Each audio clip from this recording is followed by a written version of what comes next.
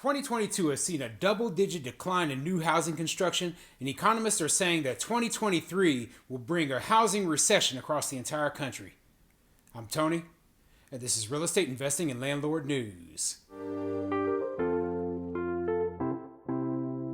All right, so I have an interesting article for you today, and it's going over the housing market in total. Now, normally I'm talking about issues that mostly affect landlords, but this issue, it's going to touch landlords, it's going to touch people who own their own homes, and pretty much everybody in the country, because everybody has to live somewhere. And this sort of housing recession, it is all encompassing, okay? So obviously we've seen interest rates skyrocket this year, and they're already, up to more than double what they were at the beginning of the year. So it's very difficult to buy a house because, those interest rates increases, they've made it very much less affordable than it was before. Not only that, but housing prices are still at a higher level than they were just a year ago. So with housing prices still super high and interest rates super high as well, people are just going to be buying less houses, okay? And, this is going to be a different type of recession than what we saw back in 2008. This is not the type of recession that we had then, where we had an overabundance of homes, tons of people going into foreclosure. I think this is going to be the kind of recession where we're just going to see a lot, it's going to be a lot more difficult to buy houses. And, if you're a landlord looking to increase the number of rentals you own, it's going to be more difficult to find houses that are good deals, okay? And you're going to have to work your numbers a little bit harder. And it's going to be a lot harder for people who are just looking for homes to live in to find homes that they can afford that are up to the level they want, especially if you're in a position like me. I bought a house back in 2020, the one I'm living in right now where I'm recording this video, and I have a 2.75% interest rate on it, right? And I paid near the top of my budget in order to buy the house. Not only did I get a great deal on the house and I can, make the payment easily, but, the house has appreciated quite a bit since I bought it. So I can't even buy an equivalent house, like one of my neighbors' houses if they were selling it, because I wouldn't be able to afford it because the interest rates have increased so much. So, that's a bad position to be in one way. It's good because, I made a ton of money in equity, but it's bad in that if I ever wanted to upgrade, I'm just kind of stuck for at least a few years. Not a big deal to me because, right now this house is everything I need. But for those people who have to move, they might find themselves downgrading, okay? And that sucks, okay?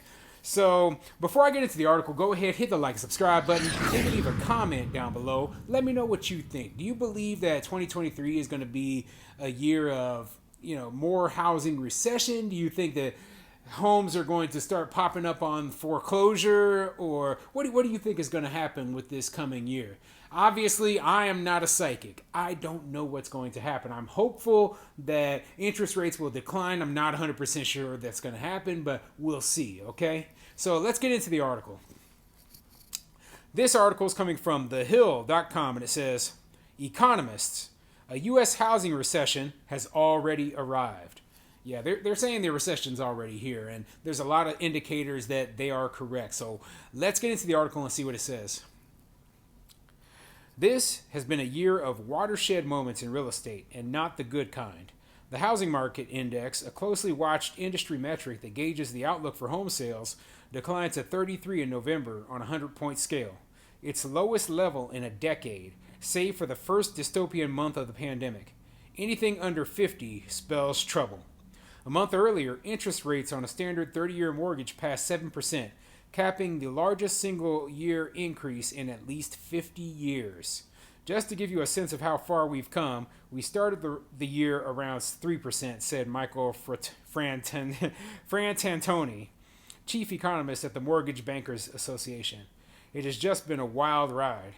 Yeah, we started year super low. Fortunately, I saw this coming. I saw the interest rates were going to continue to rise because of the increased amount of inflation. They wanted to bring inflation down, and the only way they can do that is by increasing interest rates. So I said, hey, what can I do to, minimize the pain on me, right? I refinanced 3 properties at the beginning of the year. Okay, so I refinanced well, actually, I've refinanced 5 properties this year alone, okay? And I did cash out refinances, locked in super low interest rates on all of them, and pulled a huge amount of money out so that I could purchase more real estate this year. But that was because like most real estate investors who have been investing a long time, they knew that this was going to happen, and they knew, hey, if we don't lock in these low interest rates right now, we're going to lose out on it. So I saw it coming. Everybody was telling me it was coming. All the signs were indicating it was happening, and we got lucky and were able to get in there just in time. So hopefully you guys did the same.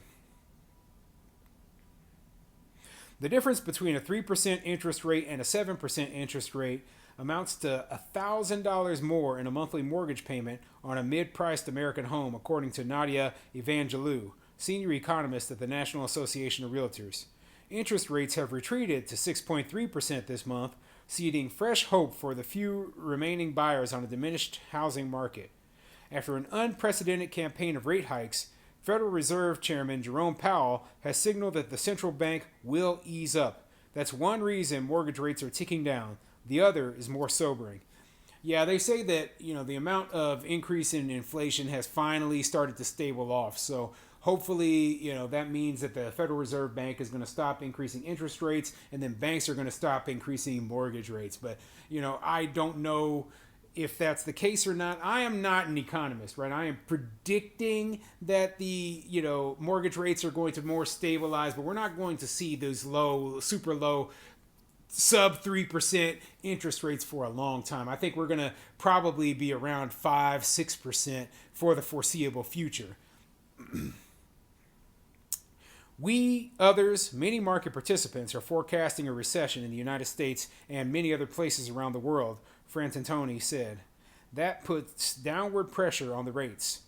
The housing market is already in recession and has been since midsummer, according to the National Association of Homebuilders, which publishes the monthly market index with Wells Fargo. The index has declined for 11 straight months, said Robert Dietz, chief economist for the Homebuilders Group. This is going to be the first calendar year in 11 years where single-family starts, a measure of new home construction, will total a smaller volume than the prior year.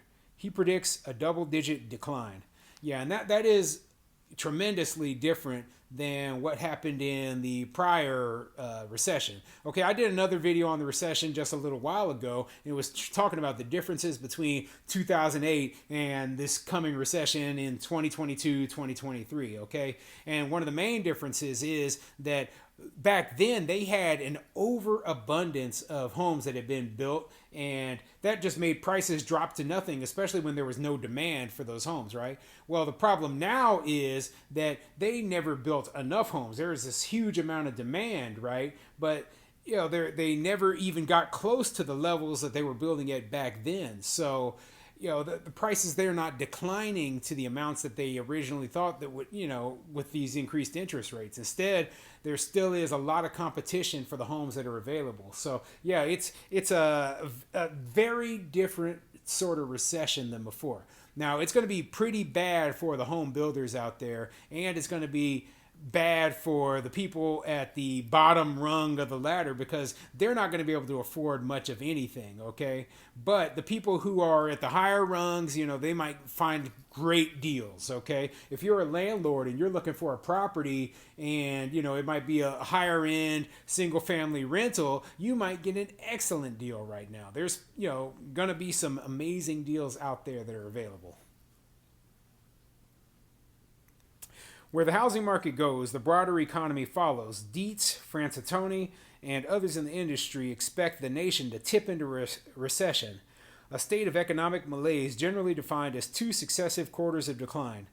The housing market leads the U.S. into recession and is likely to pull it out, Frantantoni said, with recovery arriving around the middle of next year. And what does this all mean for homeowners? For most, staying put. The vast majority of homeowners are blessed with fixed-rate mortgages secured at historically low interest rates, under 4%.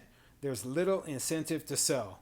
Yeah, and that might make it very difficult for you if you're looking for a home to live in or for a rental right now, because less people are going to be selling, okay? And I know for a fact I'm not selling anything. I'm not selling any of my properties right now. I've locked in great interest rates, and they're all cash flowing. I'm doing very, very well.